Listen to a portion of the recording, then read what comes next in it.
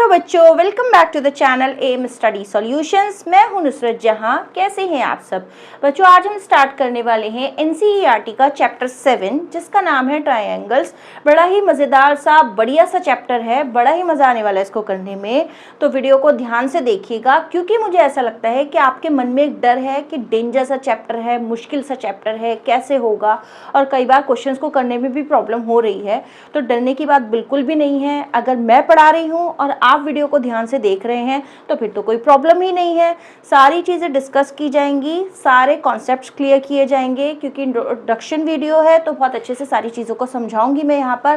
बस आपको वीडियो को ध्यान से देख लेना है। अगर वीडियो को ध्यान से देख लिया, सारी चीज़ें क्लियर हो जाएंगी, सब कुछ समझ में आ जाएगा, तो बिल्कुल डरना नहीं है। बस ध्यान से वीडियो को देख लेना है, चैनल को सब्सक्राइब कर देना है, वीडियो को लाइक एंड शेयर कर देना है। तो चलो फटाफट से स्टार्ट करते हैं। अच्छा देखो, अब चैप्टर का नाम है हमारा ट्रायंगल्स, है ना।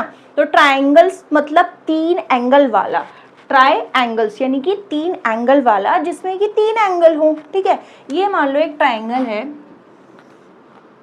यहाँ पर मैंने एक ट्रायंगल बना लिया ए बी सी, इसमें तीन एंगल्स हैं। ठीक है, ये ट्रायंगल बन गया।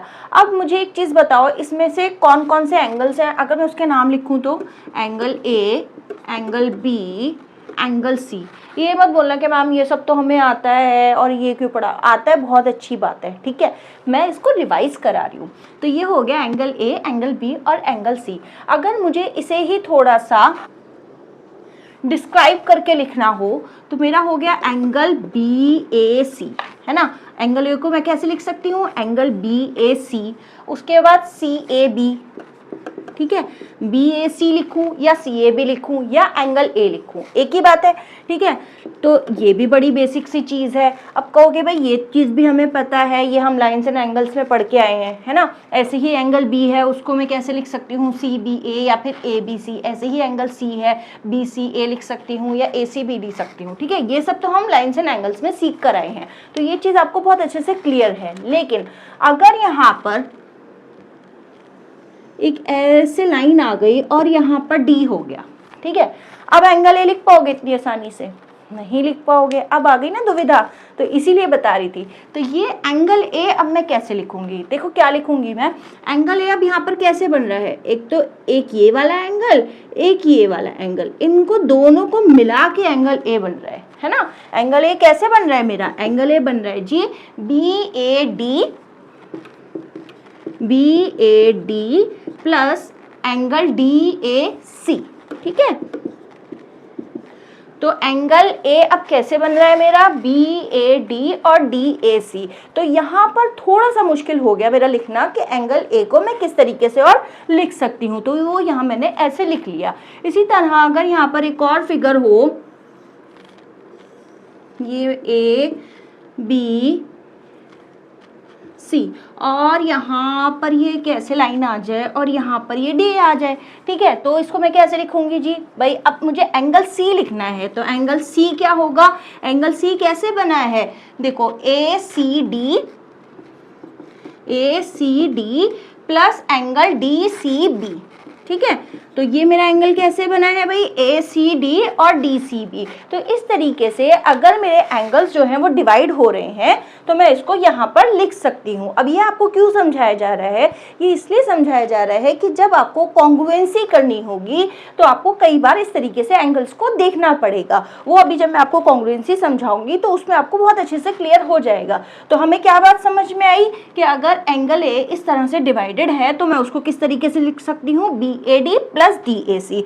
ए और अगर सी को लिखना है तो A C D plus D C B. तो इस तरह से हम अलग अलग एंगल्स को लिख सकते हैं। ये हो गई हमारी एंगल्स की बात। अब आते हैं हम कॉन्ग्रुएंसी पर। कॉन्ग्रुएंसी क्या चीज़ है?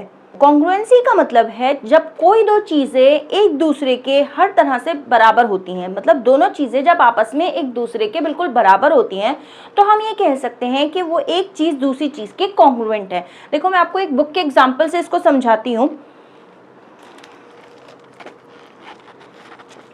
देखो ये मेरे पास दो बुक्स हैं, हमारी 9th की एनसीईआरटी हैं।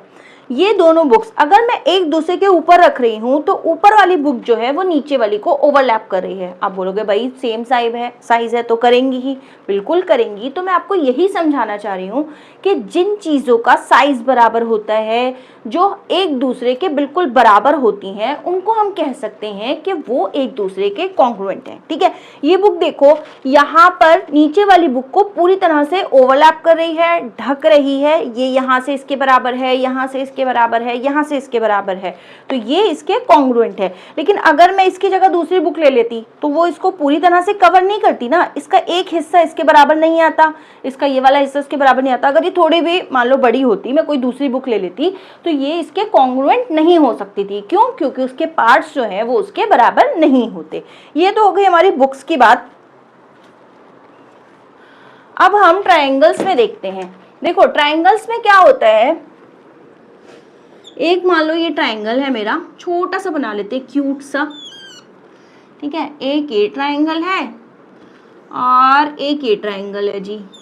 ठीक है, ये टेढ़ा हो रहा है, एक ये ट्रायंगल है। ठीक है, अब ये है ए बी सी, इनका नामकरण करते हैं, ये हो गया टी ई एफ। ठीक है, ये दोनों आपस में अगर मुझे कॉन्ग्रुएंट प्रूफ करने हैं तो मुझे क्या करना होगा, मुझे इनमें कोई भी 3 पार्ट्स इक्वल प्रूफ करने होंगे। अब कोई भी 3 पार्ट्स कौन से हो सकते हैं, 2 साइड्स भी हो सकती हैं, एक एंगल भी हो सकता है, 3 साइड्स भी हो सकती हैं, तीनों एंगल्स भी हो सकते हैं, 2 एंगल एक साइड भी हो सकती हैं। ठीक है, वो हमारे रूल्स पे डिपेंड करता है। हमारे पास 5 कॉन्ग्रुएंसी रूल है, वो मैं भी आपको आगे समझाऊंगी। अभी हम इसको समझते हैं। देखो मान लो ये 60 डिग्री है, ये भी वही 60 है, ये भी 60 है, इक्विलैटरल ट्रायंगल है। इक्विलैटरल का मतलब क्या होता है, तीनों एंगल्स बराबर हैं। ठीक है, ये 60 डिग्री, ये 60 डिग्री और जी ये भी 60 डिग्री। ठीक है, तो कहने का मतलब क्या है, इसके भी तीनों एंगल 60 डिग्री के हैं, इसके भी तीनों एंगल 60 डिग्री के हैं। तो मैं ये कह पाऊंगी कि ट्रायंगल ए बी सी जो है वो ट्रायंगल डी ई एफ के कॉन्ग्रुएंट है। क्यों कॉन्ग्रुएंट है भाई, एंगल ए बराबर है एंगल बी के, एंगल डी के। ठीक है, देखो मैंने गलती कर दी ना, एंगल ए बराबर है एंगल डी के, एंगल बी बराबर है एंगल ई के, और एंगल सी बराबर है एंगल एफ के। ठीक, ये हमने लिख लिया। ये 3 चीजें इसकी इक्वल हो गई, तो ये हो गए हमारे कॉन्ग्रुएंट ट्रायंगल्स। ठीक है, हम कह सकते हैं कि ये दोनों आपस में एक दूसरे के कॉन्ग्रुएंट हैं। अब उसके बाद बात आती है कॉरेस्पॉन्डिंग पार्ट्स की। कॉरेस्पॉन्डिंग पार्ट्स कौन से होते हैं, देखो मैंने यहाँ पर लिखा कि एंगल ए बराबर है एंगल डी के, एंगल बी बराबर है एंगल ई के, सी बराबर है एफ के। अब साइड्स के बारे में क्या हो सकता है कि ये साइड मान लो 3 सेंटीमीटर की हो और ये 4 की हो, ये 3 की हो और ये 4 की हो, तो मैं क्या लिखूंगी, मैं सिर्फ यही लिख सकती हूँ कि ए सी बराबर है डी एफ के। ठीक है, मैं ये नहीं लिख सकती कि ए सी बराबर है बी सी के, ये उसके नॉट इक्वल है, सॉरी ई एफ के। ठीक है, मैं यहाँ ये नहीं लिख सकती कि AC जो है वो मेरा EF के बराबर है। क्यों? क्योंकि भाई उसका मेजरमेंट अलग है। तो कहने का मतलब क्या है कि जो इक्वल पार्ट्स होंगे वही हमारे कॉरेस्पॉन्डिंग पार्ट्स हैं, मतलब कॉरेस्पॉन्डिंग पार्ट्स ही हमारे एक दूसरे के बराबर होते हैं। मतलब ये AC को अगर मैं ले रही हूँ तो मैं DF के साथ ही लूंगी, अगर मैं AB को ले रही हूँ तो वो मैं DE के साथ ही ले सकती हूँ। ठीक है, AB को अगर मैं लूंगी तो वो मैं DE के साथ ही ले सकती हूँ, अगर मैं BC को लूंगी तो मैं EF के साथ ही ले सकती हूँ। मतलब मुझे कॉरेस्पॉन्डिंग पार्ट्स ही हमेशा उसमें कंसीडर करने हैं। देखो क्यों, मैं उसी बुक के एग्जांपल से आपको फिर से समझाती हूँ। देखो ये 2 बुक्स हैं, अभी ट्रायंगल के कंसर्न से नहीं समझते, हम इससे समझते हैं। देखो ये मेरे 2 बुक्स हैं, अगर मैं इसको ऐसे रखूंगी तो क्या ये इसको ओवरलैप करेगी? नहीं करेगी ना। क्यों?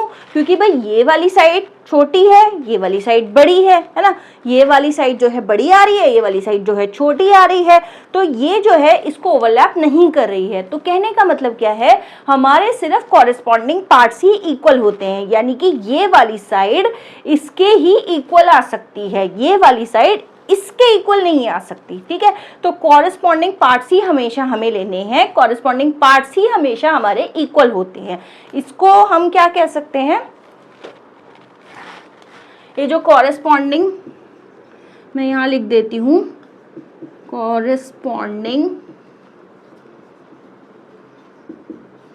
पार्ट्स ऑफ कॉन्ग्रुएंट ट्रायंगल्स, ठीक है, जिसको हम शॉर्ट फॉर्म में कहते हैं CPCT, corresponding parts of congruent triangles are equal. ये भी लिख देती हूं, ठीक है। तो corresponding parts of congruent triangles are equal, मतलब जो दो ट्रायंगल्स एक दूसरे के कॉन्ग्रुएंट होते हैं उनके कॉरेस्पॉन्डिंग पार्ट्स हमेशा इक्वल होते हैं, यानी कि AC हमेशा DF के बराबर ही होगा, BC हमेशा EF के बराबर ही होगा, AB हमेशा DE के बराबर ही होगा। यहाँ पर हमें इससे ये बात समझ में आती है। अब हम कॉन्ग्रुएंसी को सिंबॉलिकली रिप्रेजेंट कैसे करते हैं, तो वो हम किस तरह से करेंगे, triangle ABC is congruent to triangle DEF, ठीक है।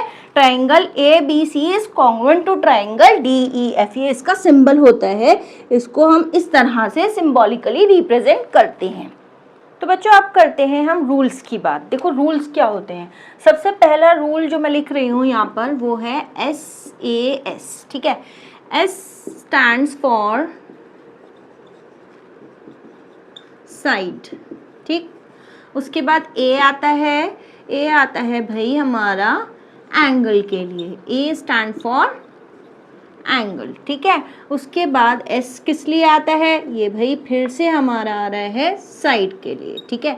तो इसका मतलब क्या हुआ कि इसमें कोई भी दो साइड्स इक्वल होंगी और एक एंगल इक्वल होगा। कहने का मतलब क्या है कि अगर कोई दो ट्राइंगल्स हैं, ठीक है, ये दो ट्राइंगल्स हैं, बड़े छोटे छोटे से ट्राइंगल्स बनाती हूँ मैं, प्यारे प्यारे से, क्यूट क्यूट से, अच्छे लगते हैं मुझे, ठीक है।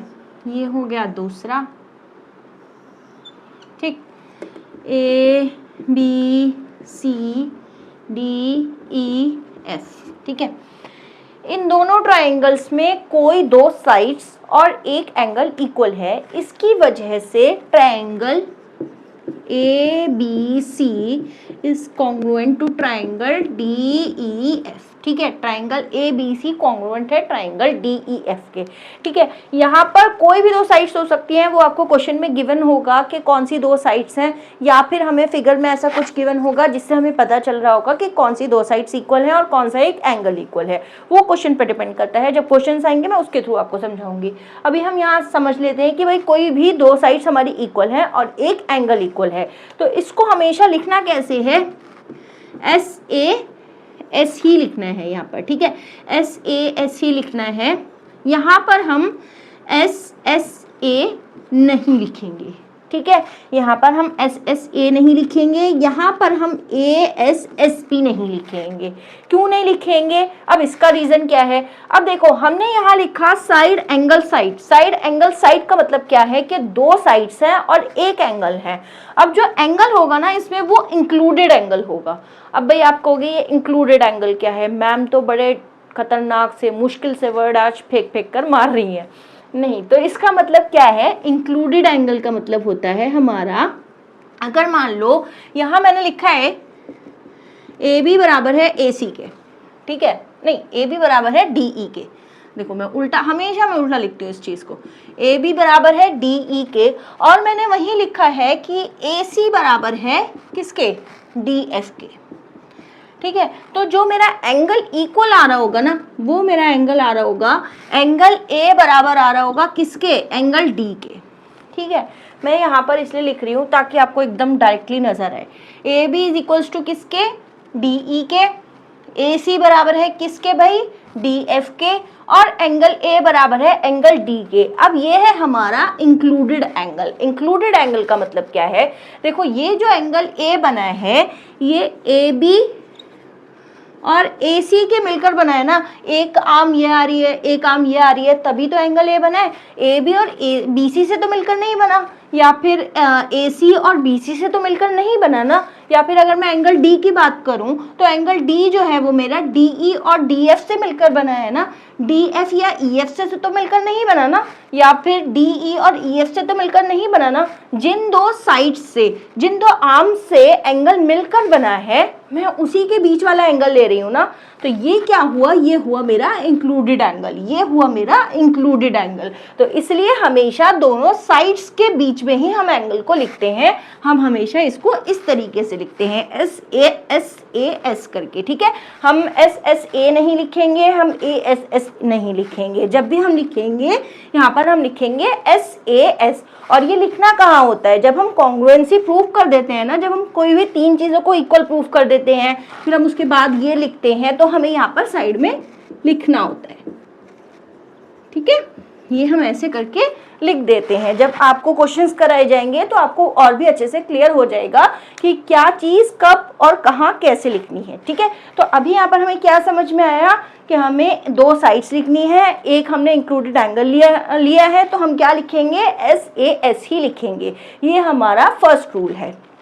तो बच्चों सेकेंड रूल है हमारा ASA, ठीक है।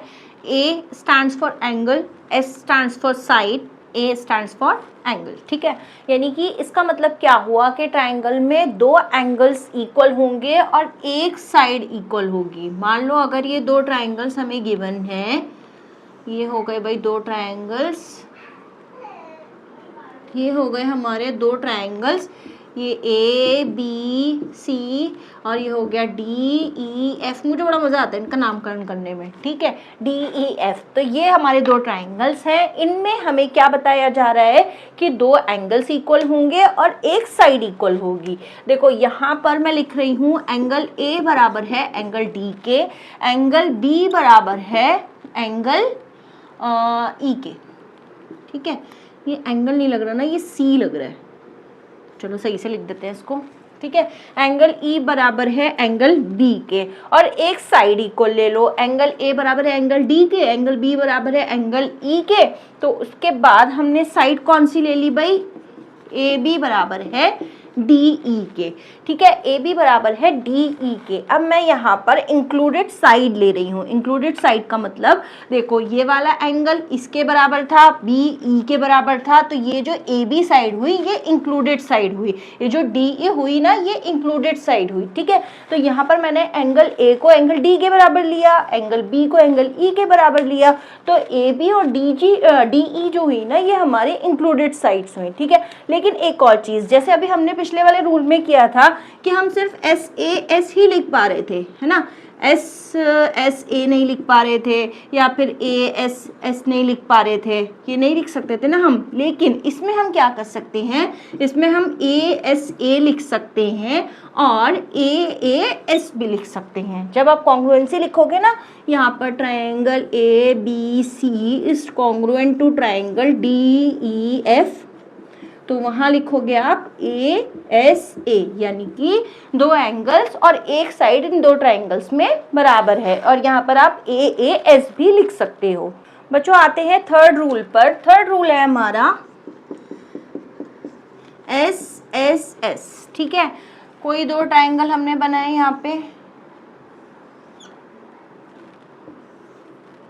कोई और नाम देते हैं, आप दूसरा नामकरण करते हैं इनका, PQ, देखो मैं कहाँ लिख रही हूँ, PQR XYZ, ठीक है, नए नाम हो गए अब इनके, PQR और XYZ, ठीक है। अब क्या है, ये सबसे आसान रूल मुझे यही लगता है, बस तीनों साइड्स इक्वल आ गई। देखो कैसे, PQ is equals to XY, PR is equals to XZ, QR is equals to YZ, ठीक है। तीनों साइड्स इसमें आएंगी SSS, यानी कि तीनों साइड, ठीक है, तीनों साइड्स इसमें इक्वल आएंगी और ये कॉन्ग्रुएंस प्रूफ हो जाएगा PQR congruent to triangle XYZ, ठीक है। ये हमें यहाँ पर लिख देना है और ये किससे हुआ है भाई, SSS। चलो भाई अब आते हैं हम फोर्थ रूल पर। फोर्थ रूल क्या है हमारा, RHS, मतलब एक बच्चे ने मुझे इसको बोला राइट हैंड साइड, ठीक है, ये राइट हैंड साइड नहीं है। इसका मतलब क्या है, इसमें एक राइट एंगल होगा, हाइपोटेन्यूस इक्वल होगा और एक साइड इक्वल होगी। अब राइट एंगल है तो इसका मतलब क्या हुआ कि ये सिर्फ हमेशा राइट एंगल ट्रायंगल पर ही एप्लीकेबल है। मतलब कहने का ये है, ये हो गया भाई हमारा राइट एंगल ट्रायंगल, ये 90 डिग्री है, ठीक है। एक और बना लेते हैं। अच्छा इनके नाम सोचो क्या रखें, इनके नाम रख लेते हैं भाई, इनके नाम रखेंगे, अच्छे से नाम रखेंगे अब की बार। चलो इसको रख लेते हैं PQR, ये तो वैसे पिछली बार भी लिया था। यहाँ पे रख लेते हैं MNO, ठीक है, MNO PQR, ये दो ट्राइंगल्स हैं। अब देखो ये ना राइट एंगल ट्राइंगल है, इसमें एक एंगल जो है वो 90 डिग्री का है, ठीक। तो ये एंगल जो है वो मेरा 90 डिग्री का है, यानी कि angle Q is equals to angle N हुआ, क्या, ईच 90 डिग्री, ठीक। उसके बाद हाइपोटेन्यूस कौन सा होता है, हाइपोटेन्यूस होता है जो 90 डिग्री का एंगल यहाँ पर बन रहा है ना, इसके सामने वाली साइड जो होती है वो हाइपोटेन्यूस होती है। जैसे कि यहाँ पर ये N पर 90 डिग्री का एंगल बन रहा है ना, N है 90 डिग्री का एंगल, N 90 डिग्री का है, इसके सामने वाली साइड OM जो है ना वो तुम्हारा हाइपोटेन्यूस है। यानी कि PR जो है वो किसके बराबर है, OM के या MO के, ठीक है। PR जो किसके बराबर है, वो है MO के। अब जो तीसरी चीज है वो है हमारी साइड। तो साइड जो है हमारी वो कोई सी भी हो सकती है, चाहे PQ भी हो सकती है और RQ भी हो सकती है। मतलब PQ MN के भी बराबर हो सकती है, RQ ON के भी बराबर हो सकती है। वो क्वेश्चन पे डिपेंड करता है कि क्वेश्चन में आपको क्या गिवन है, ठीक है। तो PQ MN भी हो सकती है, PQ मतलब MN की भी बराबर हो सकती है और RQ ON की भी बराबर हो सकती है। मतलब हमें एक एंगल लेना है, उसके ऑपोजिट वाली साइड यानी कि हाइपोटेन्यूस लेना है, तो वो हो गया हमारा, ये लिख लिया हमने, ठीक है। उसके बाद हमें एक साइड इक्वल ले लेनी है, वो हमें क्वेश्चन में गिवन होगा। 90 डिग्री का एंगल भी हमें गिवन होगा, हाइपोटेन्यूस भी हमें पता होगा, ठीक है। तो ये सारी चीज़ें हम लिख लेंगे और यहाँ पर हम यहाँ पे इसको कॉन्ग्रुएंट प्रूफ कर देंगे।